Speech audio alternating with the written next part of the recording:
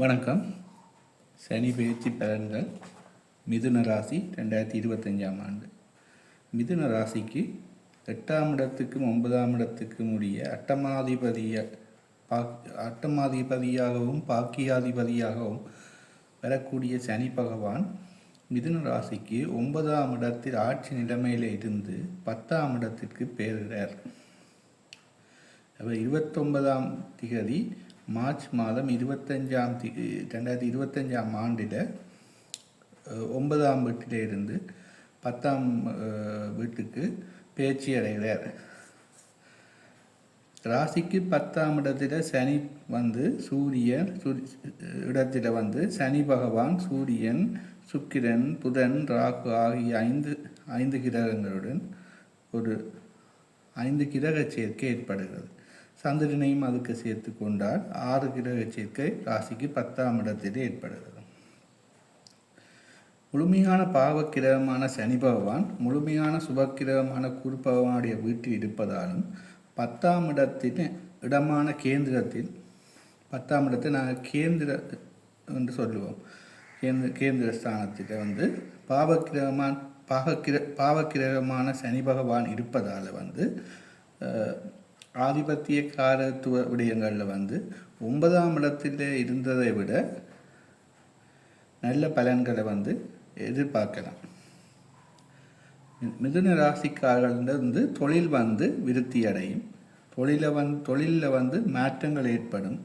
தொழில் மூலம் நல்ல வருமானங்கள் ஏற்படும். 10ஆம் இடத்தில் சனி பகவான் இருக்கிறதால மிதுன ராசிக்கு 10ஆம் இடத்தில் உள்ள சனி பகவான் தனது 3வது பார்வையாக ராசிக்கு 12ஆம் வீட்டை பார்க்கிறதால அங்கு மே மாதம் வரை குரு பகவான் இருப்பதாலும் செலவுகளை கொஞ்சம் கட்டுப்பாட்டுகளை வச்சிருப்பார்.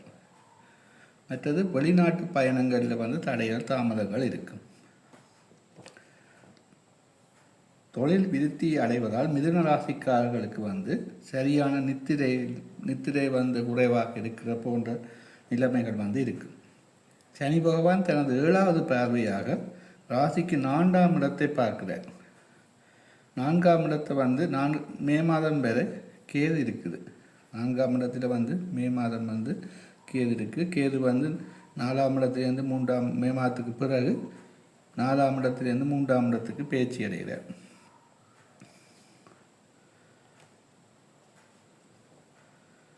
அதாவது 4ஆம் இடத்துல பார்வை சனி பகவானுடைய பார்வை படுறதால வாகனங்களில் செல்வது, ஆக்சிடென்ட் சம்பந்தமான விடயங்களில் அவதானமாக இருக்க வேண்டும். படிக்கிற மாணவர்களுக்கு கல்வியில் தடைகள் தாமதங்கள் ஏற்படும். தாயினுடைய உடல்நிலையில் அவதானம் தேவை. சனி பகவான் தனது 10வது பார்வையாக ராசிக்கு 7ஆம் இடத்தை பார்க்கிறார். ஆனால் மே மாதத்துக்கு பிறகு குரு ராசியில் மிதுன ராசிக்குள்ள குரு குருண்ட பார்வையும் 7ஆம் இடத்துக்கு கிடைக்கிறதால கணவன் மனைவிக்கிட்ட பிரச்சனைகள் வந்தாலும் அது சுமூகமாக தீர்த்து கொள்ளலாம். மற்ற பிஸ்னஸ் பார்ட்னர்ஸுடைய பிரச்சனைகள் வந்தாலும் அது குருண்ட பார்வை கிடைக்கிறதால சுமூகமாக தீர்க்கப்படும். இருந்தாலும் பிரச்சனைகள் விடாமல் பார்த்து கொள்றதுல அவதானமாக இருக்க வேண்டிய காலம். அடுத்ததாக மிதுன ராசிக்கு கையில் சனி பேச்சியால் கையில் பணப்பழக்கம் அதிகமாகும். குடும்பத்தில் நன்மைகள் ஏற்படும். இளைய சகோதரங்கள வழியில் பிரச்சனைகள் ஏற்படலாம். பிரயாணம் செய்வதில் தடை தாமதங்கள் ஏற்படலாம். தொழில் செய்யல ஒரு மனப்பயம் இருந்து கொண்டிருக்கும். பிள்ளைகள் மிக நன்மையான பிள்ளைகளுக்கு மிதுன ராசிக்காக பிள்ளைகளுக்கு மிக நன்மையான ஒரு காலம். பூர்வீக இடத்துல முதலிட்டு தொழில் செய்யக்கூடிய காலமாக இருக்கும். மிதுன ராசிக்காரர்களுக்கு நோய், கடன் போன்றவை கட்டுப்பாட்டுக்குள்ளே இருக்கும். எதிரிகளோட தொல்லை அகலும். செய்யும் தொழிலில் திருப்தி ஏற்படும். வேலையில் திருப்தி ஏற்படும். செய்கிற தொழிலால் போதுமான அளவு பணம் கிடைக்கும். தந்தை வழியில் தனவரவுகள் ஏற்படும். தந்தை சனி பகவான் மாறுறதால தந்தைக்கு இந்த உடல்நிலை கொஞ்சம் முன்னேற்றம் வரும். மிதுன ராசிக்காரர்களுக்கு வந்து மேற்படிப்புகளை வந்து முடிக்கக்கூடிய பலன்கள் வந்து நிலைமைகள் வந்து ஏற்படும். மிதுன ராசிக்காரர்களுடைய மூத்த சகோதரர்களுக்கு விரயங்கள் செலவுகள் என்பன இருக்கும். இவர் வந்து இந்த காலத்தில் வந்து தொழிலில் வந்து முதலீடு செய்து முன்னுக்கு வரக்கூடிய காலகட்டமாக இருக்கும்.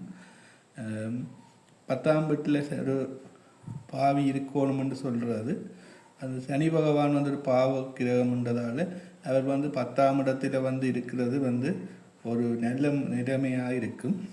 அதுக்கு பிறகு மே மாதம் வரையில் வந்து 12ஆம் வீட்டில் இருக்கிற குரு வந்து ராசிக்குள்ளே போகிறார். அதே நேரம் 10ஆம் வீட்டில் இருக்கிற சுக்கிரன் ராகு வந்து 9ஆம் வீட்டுக்கு பயிற்சி அடைகிறதால இந்த பயிற்சி அடைகிறதால ராகுவும் வந்து சனி பகவானுடைய செய்ய வேண்டியதை வந்து தானும் வந்து பெருப்பிச்சு செய்வார். தொழில் வந்து முன்னேற்றமாக இருக்கக்கூடிய ஒரு காலகட்டம் இந்த காலகட்டம். இந்த வீடியோ பார்த்தா இதில் வந்து உங்களோட கமெண்ட்ஸ் இதில் வந்து எங்களுக்கு தெரிவிக்கும்படி கேட்டுக்கொள்கிறேன். நன்றி.